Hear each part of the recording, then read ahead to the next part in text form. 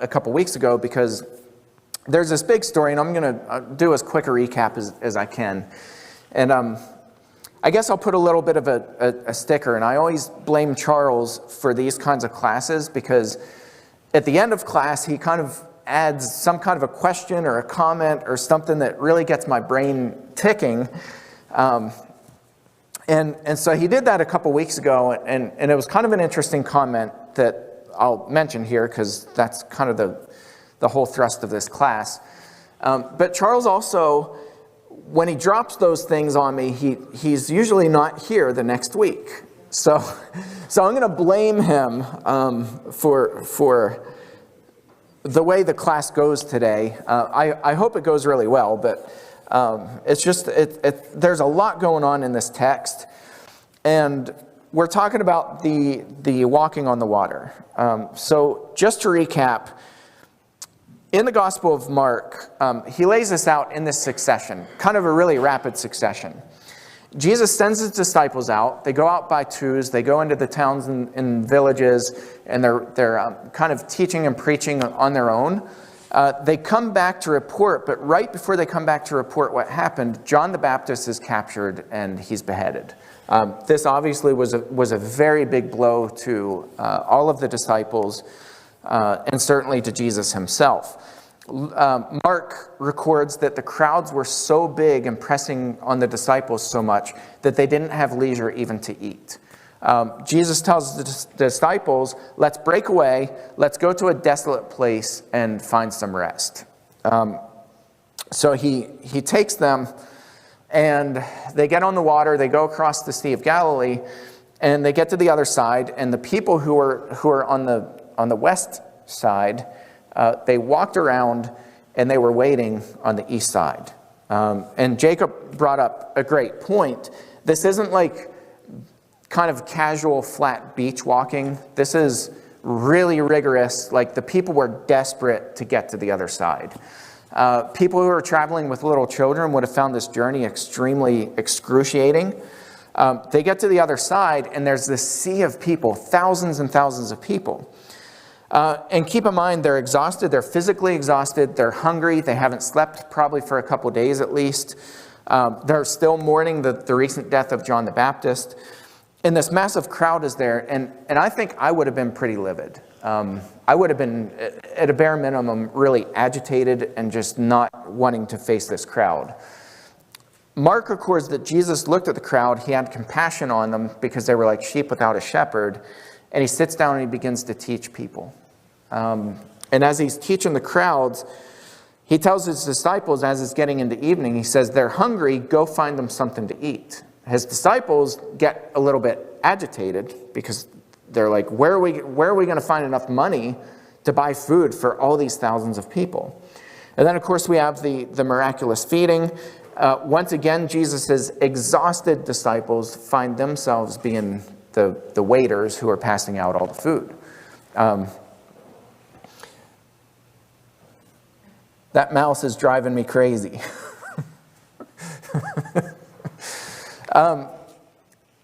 So they feed the 6,000 people, which probably was thousands more, just the way that they counted. They counted 5,000 men, not including women and children. So this group is probably more like 15 to 20,000 people. They feed all the people, and then Jesus instructs his disciples, or rather, according to Mark, he commands them to get into the boat and row back to the other side of the lake. Jesus goes up on the mountainside. He's praying. He's alone. He gets his peace and quiet while his disciples are rowing vigorously as the storm crops up. Jacob and Leah, did you guys actually ride? Did you ride across the Sea of Galilee? Okay. So it's about 6 miles across. How long did it take you guys? Like, what speed were you traveling? I'm guessing you guys didn't row across, so you didn't get the full effect, but... They just took us out there and we sat like across, about halfway across, but it still takes. Yeah, pretty good sized lake. We're in a big boat, like with motors. Yeah. So, well, hello. God.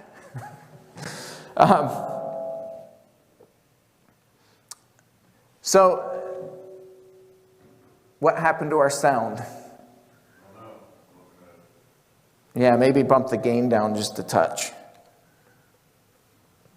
There we go. That's much better. Huh. It's the Holy Ghost. The Holy Ghost got into the sound system. So 6 miles is, that's a pretty good row on a calm day. And these guys they're exhausted. They're rowing across the lake. It's in the middle of the night. And this is Mark's account here. So we're going to read this.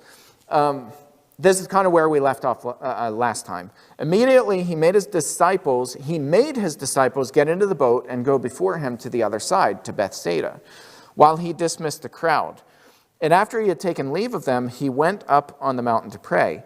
And when evening came, the boat was out on the sea, and he was alone on the land. And he saw that they were making headway painfully, for the wind was against them. And about the 4th watch of the night, he came to them walking on the sea. He meant to pass them by, but when they saw him walking on the sea, they thought it was a ghost and cried out, for they all saw him and were terrified. But immediately he spoke to them and said, "Take heart, it is I, do not be afraid."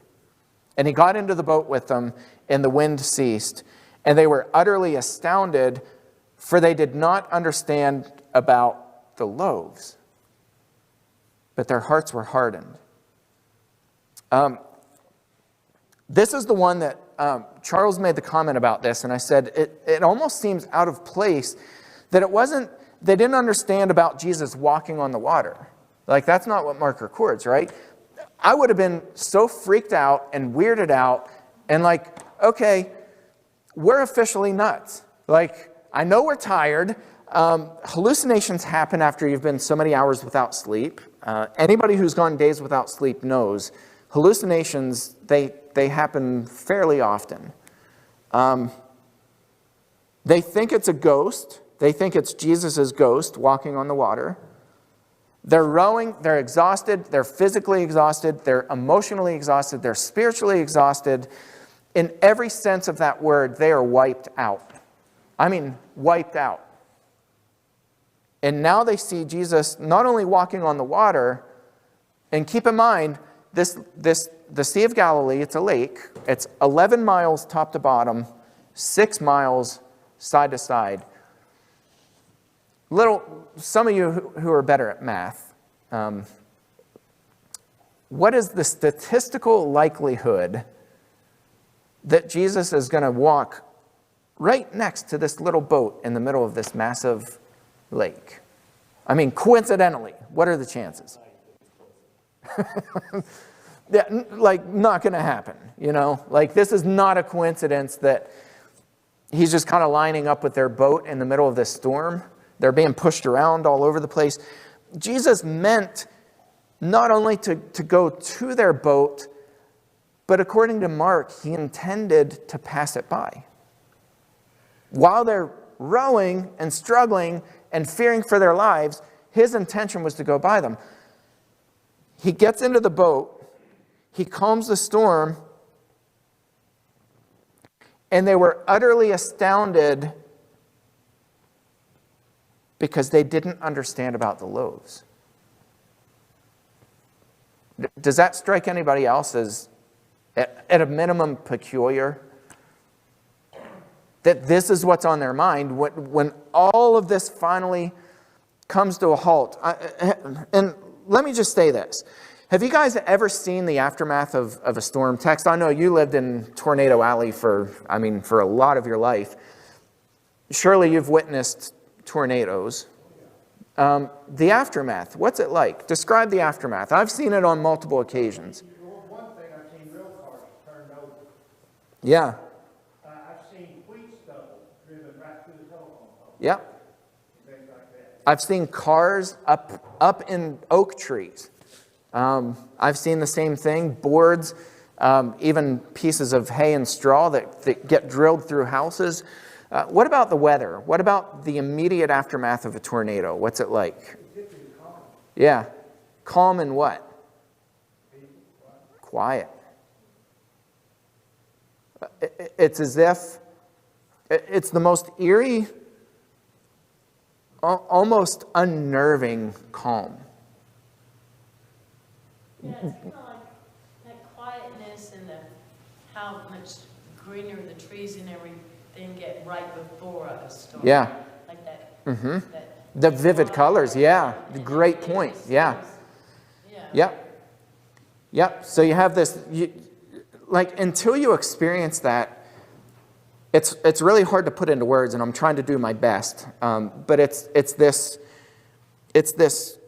unnerving calm. Yeah. Scary. Because you know what just happened. There's no mistaking what just happened. The power, the strength, the destruction, the fear, the respect for nature, the thought that, holy cow, I just survived this. That's ever present. And you walk out and you will not hear a chipmunk. You will not hear a single bird, not even a flutter of wings. You literally hear nothing. Not a breeze, not a 1 mile per hour breeze. I mean, it is unnervingly calm. And I think that the disciples, having all this build up to this moment, beginning with going out into the towns and villages and experiencing what all they experienced, the death of John the Baptist, Jesus saying, let's break away, let's get away from this crowd, it's too much, you guys, you can't even eat, the crowds are pressing in so much, going away to this place, finding this massive crowd, feeding the crowd, the miraculous feeding of the 5,000, handing out all the food, having leftover food with that, being commanded to get into the boat while Jesus stays behind. Now, we talked about this 2 weeks ago, they're on the storm, they're facing the storm, they're on the lake, and their commander, Jesus, he's not with them. I mean, I think in their minds, they're thinking, we're as good as dead. And then Jesus, about to pass them by, he intended to pass them by. The literal translation is, he willed to pass them by. It was his will, his desire, his intention was to pass them by. They thought it was a ghost. They did not understand about the loaves. They're astounded at this eerie calm after the storm. And when you're out on the water, same thing. It's so calm that you will not, after a storm like that, I promise you, you will not hear a single sound. Nothing.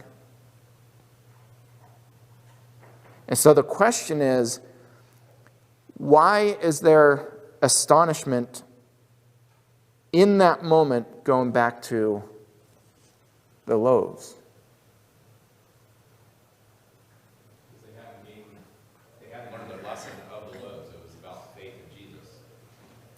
Yeah, we'll look at John's account of that. I think John really unpacks this a lot. But Charles, his point, at first, I was like, no, I don't know. Like, I'll have to think about that. And I've had 2 weeks to think about it. But Charles said, if you think about this, everything else they can wrap their minds around. John the Baptist dying. Persecution happens. That Jesus talked about persecution until he was blue in the face. That should not have surprised them. Maybe shocked them, but it shouldn't surprise them. He said all these other miracles, kind of are things that they experienced before.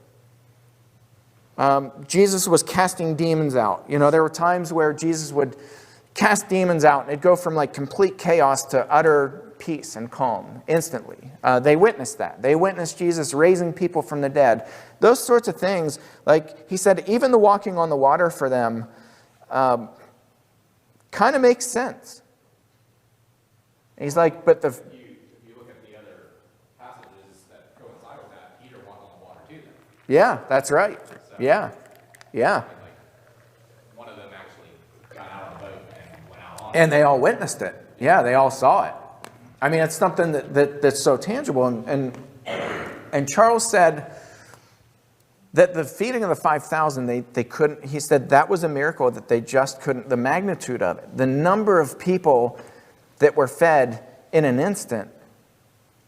And the meaning behind it. We'll look at the deeper meaning behind that. They couldn't wrap their mind around that. And Mark even adds this, because their hearts were hardened. The feeding of the 5,000 wasn't just about putting food into the mouths of hungry people and letting them make it another day till they were hungry again. That wasn't the point of this lesson. And I think Jesus is really trying to equip them, not trying, Jesus was equipping them for living in troubled times. You know, he was preparing them. Everything he did was to prepare them. And I think one of the things that we don't talk about enough is these stories back to back to back, and the sequence in which they happened is so utterly unbelievable to a normal, functioning human being. Right? Like, take away Christianity. Take away belief in God. Say that you grew up not believing in God. All of a sudden, somebody drops this book in your lap. They call it the Bible. And they say, here, we're going to read a history lesson of something that happened 2,000 years ago. And you're reading it, and you're like, okay. There's like this instant moving across the, it's almost like they moved across the water so flawlessly, even though they're tired. That doesn't make sense. Miraculous feeding, like making food out of nothing to feed all these people, not a chance. Jesus seeing them when they're, 3 miles out. They're halfway across the lake. It's pitch black, and he sees them struggling on the water. No, don't think so. A human walking on the water. That's laughable. Right? Like, take the faith part away from it. And these stories are all so radically absurd. They are. I mean, we don't want to admit that because we're like, oh no, that, God can do anything. We believe that. I believe that. I'm not minimizing our faith, but take the faith part away and you have these absurd stories. Back to back to back. Calming of the sea. You call out and the storm just listens and it just stops. I mean, these are such absurd stories, ...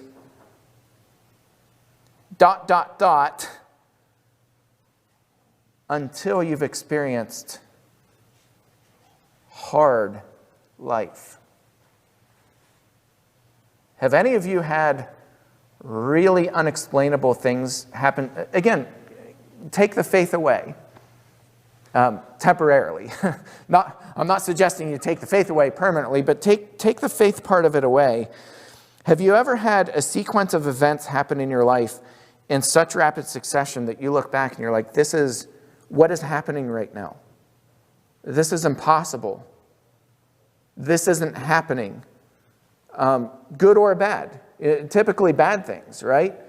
Like, there's no way that this is literally happening right now. Has anybody experienced that? Or am I, like, the only crazy one in the room? Yeah, some of you.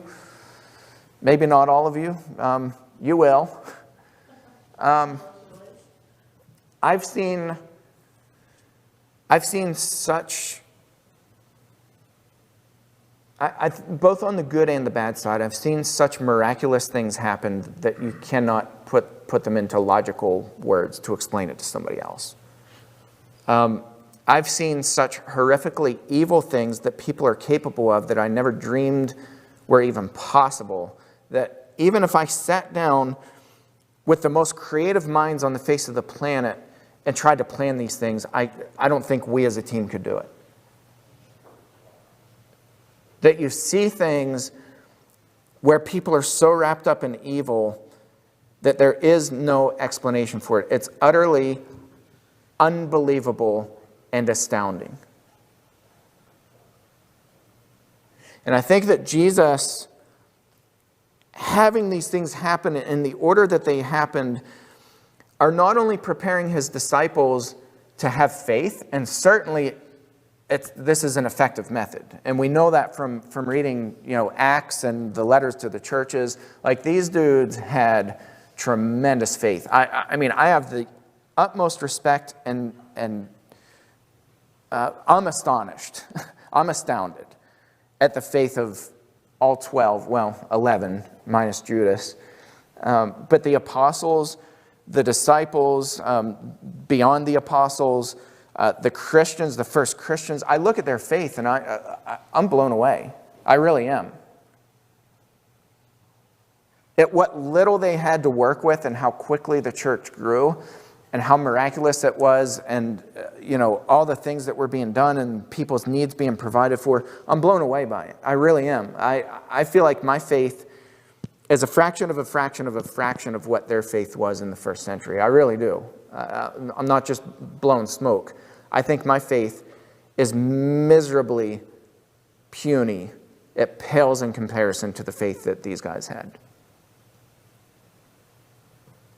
And I think beyond Jesus preparing them to have an increase in faith, he was preparing them to witness the impossible, both good and bad. The world is full of surprises. We're in the middle of a war right now. We all knew that Putin, this guy's a lunatic. He's out of his mind. I think the whole world knew that. But I think a week ago, if you would have predicted that there were tankers that were running over innocent citizens who were walking down the sidewalk, citizens driving in their cars, tanks are just mowing them over as they're driving down the street. These tanks are literally just mowing them over. Would you have predicted that a week ago? It's such a bizarre scene as you look at some of the footage of this war. The intensity and the strangeness of it all, I think, is surprising a lot of people. Yeah, I think they said that about Hitler too. That's right. Yeah, and I think there's a fair comparison to Putin, and Hitler, and I think there's a genuine fair comparison when you look at what he's capable of, the amount of evil that he's capable of. And I think 2 years ago, 3 years ago, if people would have been asked, do you think that a modern day Nazi Germany kind of scenario could play out? Do you think it could happen? I think most people would be like, it'd be pretty hard to pull that off. And here we are, within a matter of days, you look and I think we're shocked at the absurdity of it. And I think my opinion, I think that's what's going on with all of these stories, is that Jesus is using these really bizarre, intentionally using these bizarre circumstances to equip his disciples for anything. We shouldn't be surprised anymore at what people are capable of. And I think Christians, I know, Christians generally are way, way, way, way, way behind the curve with the secular world on handling just about anything. And I hate to say that, I hate to admit that, but we are really behind the curve on protecting the innocent and the vulnerable. And that is an area where I specialize in that area. Training churches, teaching churches, equipping churches. I am routinely scratching my head saying, how are we still using flint, to try to start fires when there are lighters that we can just grab and go click, and light a fire? Why are we still banging rocks together when it comes to abuse and protecting the innocent? Hollywood got it. So there's the Me Too movement started in Hollywood. Strangely, Hollywood got it. And they made radical changes in that industry. They're still not great, but they made sweeping changes. And then a year later, #ChurchToo came around. And the church is still scratching their heads saying, well, what do we do about this? Or saying, well, that wouldn't happen here when it is happening there. Or, the cover-ups and all that kind of stuff. So, I think it was so important for Jesus to equip his disciples in this way to take on anything. And again, you look at the book of Acts and look at some of the stuff that they were handed. I mean, some of the scenarios that they were handed without Jesus by their side would have made the average person be like, I don't even know where to begin. And how did they handle it? In your opinion, how did the disciples handle those challenges? I think with excellence. Did they make mistakes? Absolutely. Did they do some things that, like Paul, when he had to publicly rebuke Peter, did they make really bad mistakes? Yep.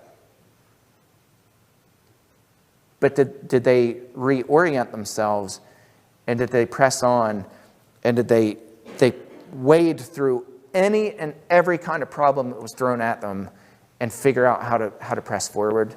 Yes. And so I really think at the core of what's going on here is that, one, Jesus was preparing them through all these absurd events that took place and showing them how to navigate those, showing them how to increase their faith, showing them that God is, in fact, in control. He really is. But I think the other part of that, and what's really relevant for us, is that the church needs to improve the way that we talk about absurd events that happen in all of our lives, because it's happening. I mean, if you sit down with the average person and look at what's going on in their lives, you'd be like, you're making this up, right? Like, we would sit down with people and be like, there's no way that you're literally down to your last dollar and on the way to go get your car fixed, a moose jumps out in front of you and, like you crash into this thing and blow up your car. Like, there's no way that can happen. And you start talking to a bunch of different people and you realize, actually, yeah, there are unexplainable things, both good and bad, that happen in people's lives, and we need to be prepared for that. So I'm going to go on in the next time that we have left and move on to the next few verses. When they had crossed over, this is right after Jesus calms the storm. When they had crossed over, they came to land at Gennesaret and moored to the shore. And when they got out of the boat, the people immediately recognized him and ran about the whole region and began to bring the sick people on their beds to wherever they heard he was. All right, let's pause for a minute. Why were they on the opposite side of the lake? What was the whole purpose in getting over to the opposite side, to the supposed desolate place? What was the purpose? To get away from the people, to find rest. Did Jesus let them sleep when after they fed the 5,000? They've been days without sleep. Did Jesus allow them to get sleep? No. Did they just fight this massive storm? They were literally hanging on, fighting for their lives. Did that happen? Yep. The eerie calm after the storm. You know what went through my mind when I was doing tornado cleanup in several different towns when I lived in Arkansas? We arrived at some of these places minutes after a tornado had gone through. And you can't help it logically. It's probably not likely, but it still goes through your mind. What's happening is the eerie calm that happens, you're thinking in your mind, you find yourself looking up like, is another one coming? You know what I'm talking about. I see you like, yep, right? You're looking up and you're like, all right, this is too calm. Something's not right. And the tornadoes don't come. But here's the thing with this story. I think they're waiting for the next shoe to drop. And it does. They get to the other side. I think in their mind, they're like, all right, this calm is unnerving. We have just experienced the most bizarre intense, insane, crazy, high and low moments of our lives, something's going to happen when we land on the shore. Well, the other thing there, the calm doesn't last very long because Right. the county says they were immediately at land. So Yeah. there's a miracle that happens. They're in the middle of the lake, and all of a sudden, as soon as he calms the sea, they're on shore. Yeah. But the others don't say that, but that's Yeah. what John says. Right. John, and Mark is the one who likes using that word immediately.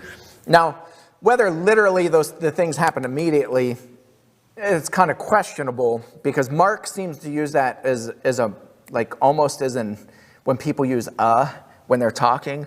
Like Mark uses it so much that I think a lot of scholars think that, kind of agree that Mark is using that to show the fast-pacedness of Jesus' ministry. Not that literally everything was immediate, but more of a time marker. So, whether they actually landed immediately or not, as John records, I don't know. Maybe one day we'll find out. But yeah, I mean, good point. John wants to hammer this point home. That's an intentional word. And I think John wants to hammer this point that there was no rest. It's not like they were cruising or they took time and took a nap out on the middle of the lake and, the sun's coming up. And so it's that fresh morning, new smells and, vibrant, like they can actually see the shore off in the distance. And they're like, well, let's just chill out for a little bit. Like, I think John wants to have that sense that, all right, next scene, boom. The people immediately recognized him. Mark uses that marker here, not to say they immediately were on the shore, but immediately they recognized them. There's this sense of urgency and immediacy where there is no breath for them. Their head is underwater, and every time they come up, something just pushes them right back down. And this is what we call, or what I call, life. Right? This is not like some cutesy story. This is life for so many people. They immediately recognized him and ran about the whole region and began to bring the sick people on their beds to wherever they heard he was. And wherever he came, in villages, cities, or countryside, they laid the sick in the marketplaces and implored him that they might touch even the fringe of his garment. And as many as touched it were made well. So, Mark kind of continues this and spreads it out. So it's not just at Gennesaret. This is everywhere Jesus went. From here on out, everywhere he went, people were there. They were lined up. They were waiting. They were desperate. They were hungry. They were tired. They were sick. They were I already said desperate. They were poor.